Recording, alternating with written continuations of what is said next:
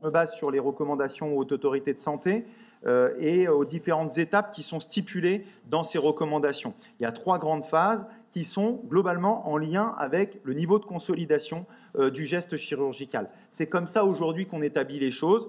Peut-être qu'on changera dans les années à venir, mais pour le moment, c'est comme ça. Avec une première phase qu'on établit les 6 premières semaines, c'est-à-dire J1 à J45, et qu'on a repris dans un protocole qu'on a appelé le protocole PROCHE, qui veut dire protocole de rééducation optimale après chirurgie de l'épaule, qu'on a mis en place avec plusieurs chirurgiens, plusieurs rééducateurs. Et donc cette première phase, on la retrouve très régulièrement, il est en accès libre sur le site Epolotop, on la retrouve très régulièrement dans les protocoles de rééducation et dans le type de rééducation qu'on va mettre en phase en fonction des différents jours post-opératoires. Alors, s'agissant de l'immobilisation, déjà, il n'y a pas d'immobilisation de l'épaule en post-opératoire. C'est quelque chose d'important à dire, parce que ce terme-là, il est utilisé, mais il n'y en a pas, tout simplement parce qu'une immobilisation stricte, ça pourrait être très péjoratif pour le muscle qui vient d'être réparé, et puis pour le tendon en regard du muscle, et puis même pour les autres muscles. Dans cette étude, on a fait, c'est une étude expérimentale sur l'épaule du rat,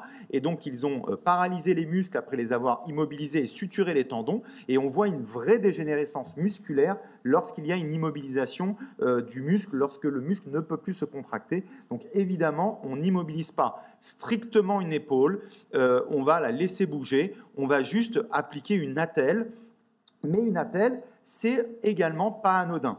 Une attelle, en fait, il semblerait que ça diminue l'activité générale de la personne. Ce n'est pas juste une diminution de l'activité du bras, c'est même toute la personne qui va moins bouger lorsqu'elle présente une attelle. Donc lorsqu'on immobilise un bras dans une attelle, eh bien, il faut bien peser le pour et le contre, bien savoir qui est en face de nous et se demander si la personne qui a 80 ans en face de nous, elle a vraiment besoin de porter une attelle parce qu'on sait qu'elle va moins bien bouger de façon globale. Et puis, c'est également probablement le fait d'avoir une attelle, une augmentation du risque de chute chez les personnes qui sont réparées de la coiffe et encore plus chez les personnes qui sont opérées, bien sûr, d'une prothèse d'épaule. Donc, ce n'est pas anodin.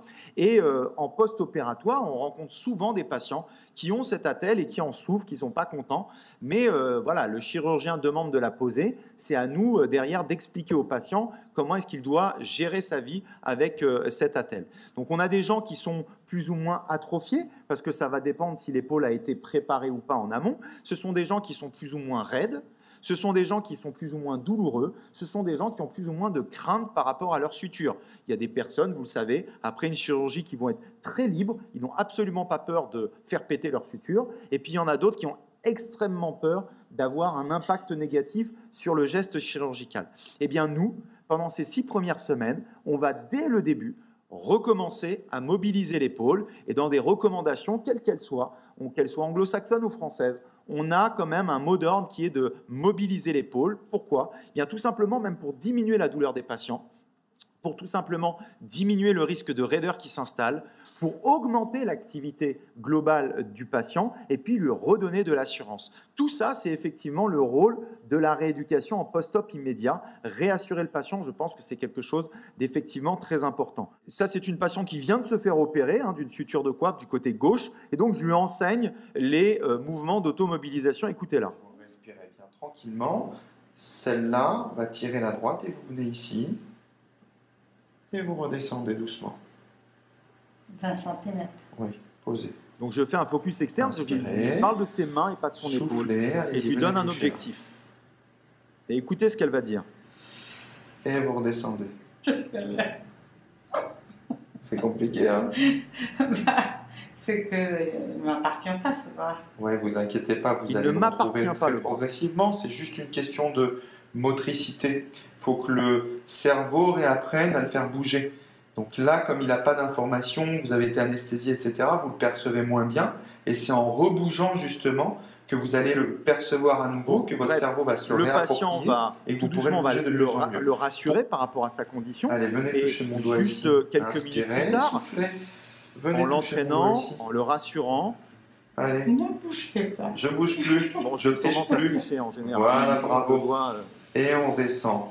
Et c'est vrai qu'on est content à la première séance de réussir à faire une automobilisation comme ça. Et donc vous êtes arrivé à la verticale à peu près de votre poitrine.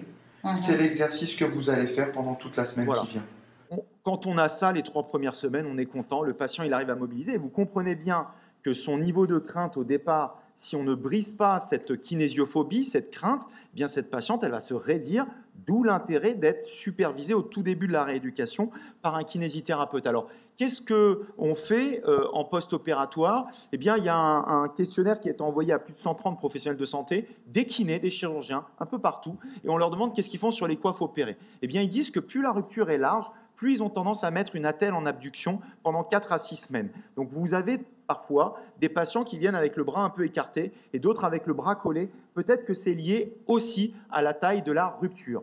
Chez 80 patients chez qui on a fait 2 protocoles différents, l'un pendant 4 semaines, on leur a appliqué une attelle et on leur a demandé de réaliser des automobilisations. L'autre, pas d'immobilisation du tout, de l'automobilisation, mais une interdiction de faire de l'abduction pure. Eh bien, qu'est-ce qu'on voit? Eh bien, on voit tout simplement que le groupe qui a eu le droit de faire de la mobilisation et qui n'a pas été immobilisé, eh bien, a des meilleures mobilités à 1 mois et demi, à 3 mois et même à 6 mois. Donc apparemment, plus on mobilise tôt, moins il y a de risque de raideur.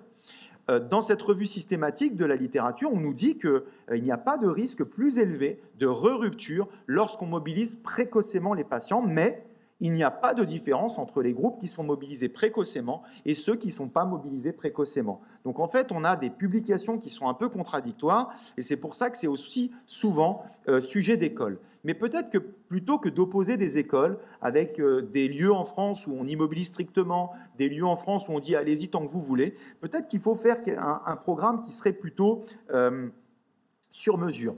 Quand on regarde ici une autre étude et cette revue systématique avec méta-analyse, on voit que les automobilisations passives et manuelles versus 4 à 6 semaines d'attelle plus uniquement du pendulaire, eh bien les mobilités sont récupérées plus vite, peut-être mieux, mais il y a dans ce cas-là un risque plus élevé de rupture. Donc on ne sait pas très bien, peut-être que ça dépend en fait du type de rupture, du type de suture, et que plutôt que de dire voilà il faut faire ça et ça, ben, comme un costard, vous savez il y a des gens qui les portent un peu différemment, et que c'est peut-être un costume sur mesure qu'il faut chez les patients, et plutôt que d'appliquer la même chose chez tout le monde, avec peut-être une mobilisation immédiate sur les petites ruptures suturées, et puis peut-être une attelle plus longue, avec un travail plus précautionneux lorsque les ruptures sont plus larges et notamment lorsqu'il y a des ruptures supéro-antérieures avec le subscapulaire qui est très important et dont il faut absolument pas, pour lequel il ne faut pas prendre de risque sur la cicatrisation.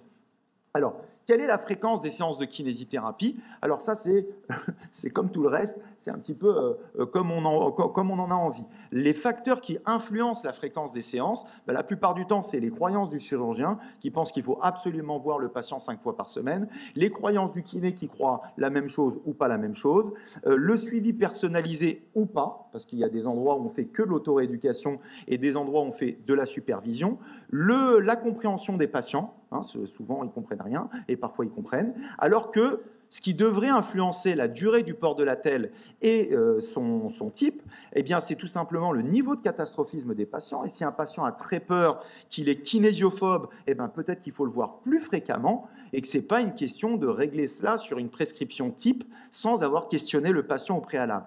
Peut-être que la capacité de compréhension des exercices d'automobilisation influence aussi notre fréquence. Il y a des patients qui vont très vite comprendre et puis d'autres qui vont pas tout de suite comprendre, donc il faut peut-être leur réexpliquer 1 jour après, 2 jours après, alors que d'autres, on pourra peut-être voir le patient 1 semaine après ou 10 jours plus tard. Le type de suture et l'âge du patient sont également des éléments peut-être à prendre en compte dans la fréquence. Les facteurs cliniques, est-ce qu'il est raide ou pas? Ben moi, si j'ai un patient qui, au bout de 2 semaines, lève les bras complètement et qu'il a atteint déjà le niveau espéré à 6 semaines, j'ai aucune raison de le voir souvent, alors que s'il est raide, effectivement, peut-être qu'il faut le voir un peu plus souvent pour le cadrer et générer un peu plus de rééducation. Et puis les données de la littérature qui ne semblent pas montrer de différence entre une fréquence élevée et une fréquence moins élevée. Voilà ce qui devrait influencer le port de l'attelle et la fréquence des séances. Et en fait, rien de tout ça en général ne l'influence. Alors, dans ce protocole-là, nous, on avait bien écrit que les patients qui étaient très mobiles, il fallait qu'ils soient vigilants et que l'attelle, eh bien, il fallait la garder et que c'était le chirurgien qui le décidait. Donc, effectivement, ça n'est pas à nous de dire aux patients, vous retirez votre attelle. Quand le chirurgien a dit, vous le gardez 4 semaines, on ne peut pas se permettre de dire aux patients, au bout de 2 semaines, lâchez votre attelle parce que c'est le chirurgien qui décide de la durée. En revanche, on peut très bien leur dire, écoutez, quand vous êtes à la maison, vous êtes en sécurité, vous pouvez retirer un petit peu la tête, surtout si vous avez mal au bras, si vous avez mal au cou, pour ne pas enfermer les patients dans cette situation-là. Quant aux exercices, c'est essentiellement pendant ces 6 premières semaines des exercices d'auto-mobilisation, mais pourquoi pas introduire des exercices actifs doux dans des automobilisations. Il y a toujours une petite contraction, mais par exemple ici, quand on fait rouler un ballon à l'horizontale, il y a un petit peu plus d'activité de la coiffe des rotateurs, et puis quand on a un patient qui est assez souple, peut-être qu'on peut lui demander de réaliser des mouvements même à la verticale face à un mur, et puis un petit peu latéralement. Il n'y a aucune contre-indication à réaliser ce genre de mouvement, si le patient le tolère bien évidemment, sans forcer, dans ces 6 premières semaines, s'il a une bonne mobilité et qu'il n'a pas mal. Quant à l'exercice du fameux pendulaire qu'on voit un peu partout dans tous les protocoles, Lederman a montré que le mouvement se passe essentiellement au niveau de la scapulothoracique et le tronc. Donc, ça nous donne déjà 80-90 degrés de flexion, ce qui est déjà pas mal. Ce qu'il faut éviter, c'est les mouvements un petit peu trop brutaux, parce que parfois les patients ils se font mal juste en faisant ce genre de mouvement. Donc, c'est des exercices simples qu'il faudra bien expliquer, bien encadrer, et puis surveiller peut-être pendant cette phase-là les signes de complications, les signes de douleur qui seraient anormaux. Je vous remercie.